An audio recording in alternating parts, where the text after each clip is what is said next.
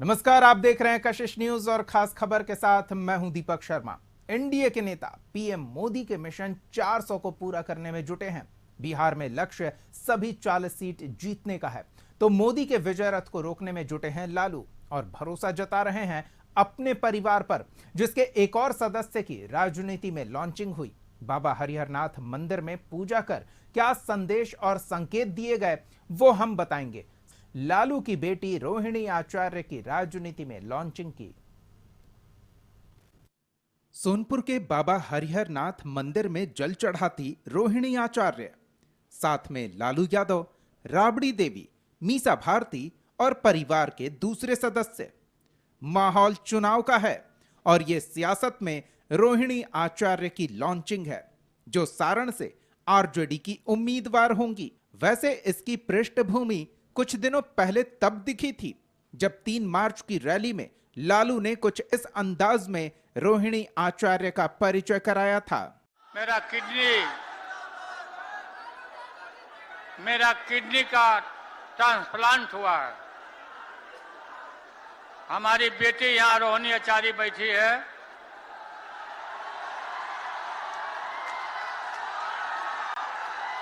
अपना किडनी हमको दान दे दी, जीवन दान कर दिया और हम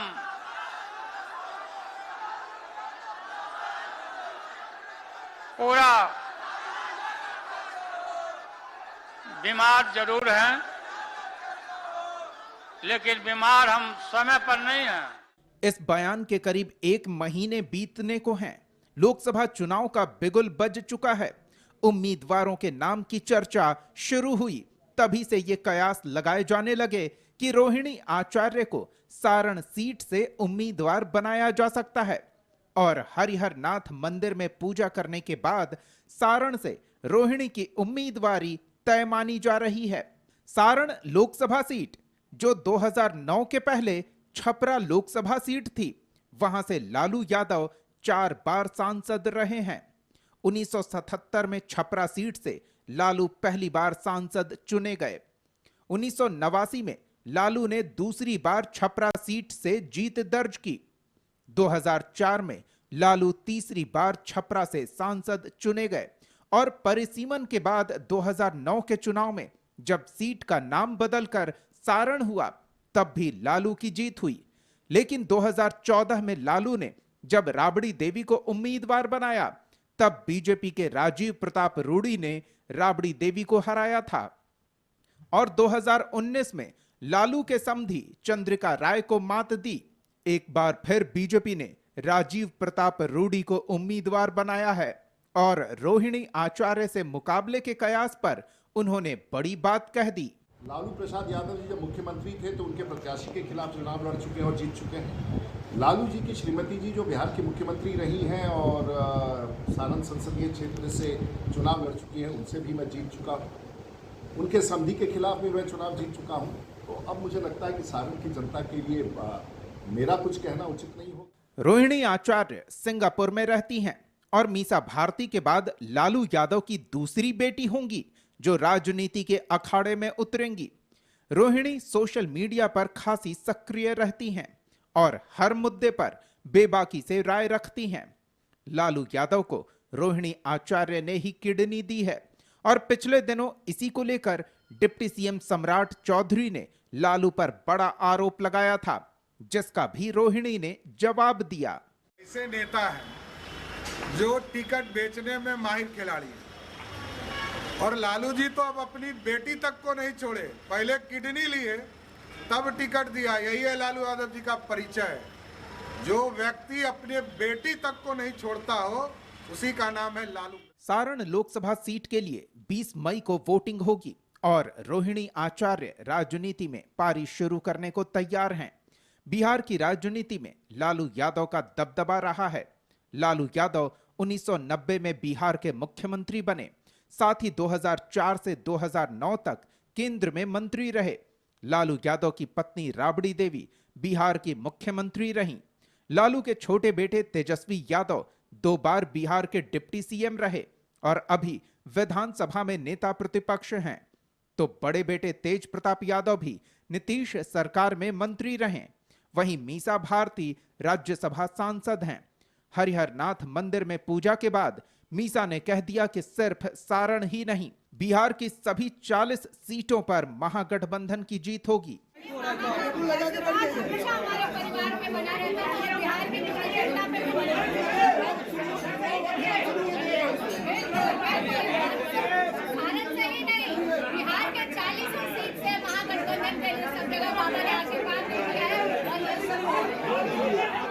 लालू फैमिली जीत के दावे कर रहा है तो बीजेपी ने परिवारवाद को लेकर फिर से आरजेडी और आईएनडीआई अलायंस पर हमला किया है।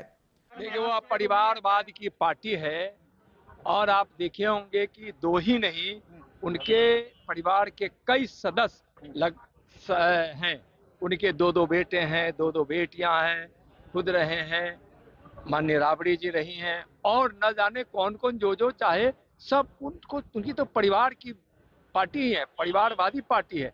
तो उसमें आश्चर्य की क्या बात है? वो तो परिवार के लिए ही राजनीति करते हैं और परिवार के लिए ही जीते हैं। सारण में ही लालू जी की बहू इंतजार कर रही है। क्या उस बहू का क्या दोष था? उस बहू को जिसको सम्मान से 7 फेरा लगाकर लाया गया, हमारी बिहार की बेटी थी। उस बेटी का इस तरह के अपमान करने वाले लोग क्या उस क्षेत्र में वोट के अधिकारी है? उस क्षेत्र की एक एक महिला, एक एक बेटी इसका हिसाब चुकता करेगा।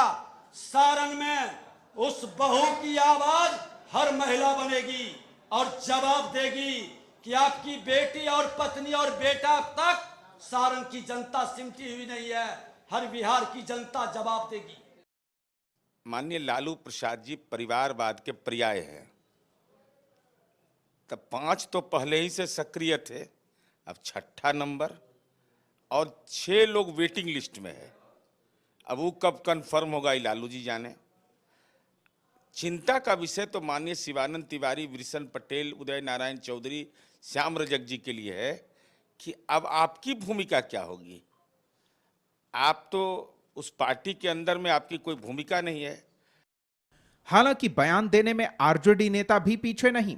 सवाल एनडीए घटक दलों में परिवारवाद का उठाया और सत्ता पक्ष में हताशा की बात कह दी। बीजेपी वाले और जो लोग भी सवाल दाग रहे हैं और अपने दल में खोजें कि कहां परिवारवाद है। जो लोग भी बयान दिया है, उनके फादर क्या थे, उनके दादाजी क्या थे, आप कैसे राजनीति में आए हैं। तो ये लोकतंत्र है। लोकतंत्र में हर आदमी को आज़ादी है राजनीति करने की, सेवा करने की। अगर किसी का परिवार राजनीति में सेवा करना चाहता है, उस पर टीका टिप्पणी अगर कोई करता है, तो हमको लगता है कि घबराहट में ये बीजेपी और एनडीए के लोग इस तरह का सवाल दाग रहे हैं और जनता सब देख रही है। किस प्रकार से जो हमारा संस्कृति है, हमारी जो विरासत है, एक बाप बेटी का जो रिश्ता है, उसको उन्होंने एक संस्कृति के रूप में काम किया है और ये देश अनुकरण कर रहा है, बिहार देख रहा है। और हमें लगता है कि एक बड़ा संदेश है नोनी आचार्य को। लोग देखने के लिए उमड़ते हैं कि कैसी बेटी जिसने अपने पिता को अपना अंग दान की दिया, जीवन दान दिया। 2024 की सियासी लड़ाई शुरू हो चुकी है, साथ ही जारी है जीत के लिए हर दांव। एनडीए ने सभी 40 सीट जीतने का लक्ष्य रखा है तो आईएनडीआई अलायंस भी मुकाबले को तैयार है।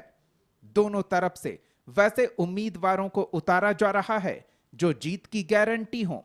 नतीजे क्या होंगे ये जनता तय करेगी। ब्यूरो रिपोर्ट, कशिश न्यूज।